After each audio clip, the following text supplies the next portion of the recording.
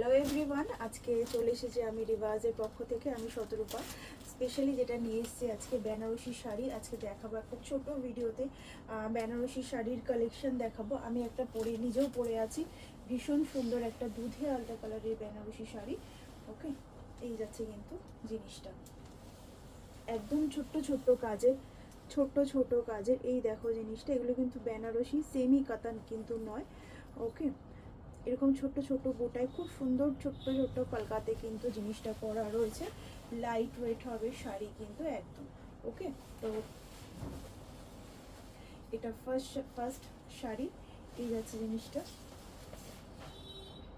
ওকে, এটা blouse piece, আর এটা যাবে হচ্ছে কিন্তু এটা। ওকে, এই যাচ্ছে জিনিসটা।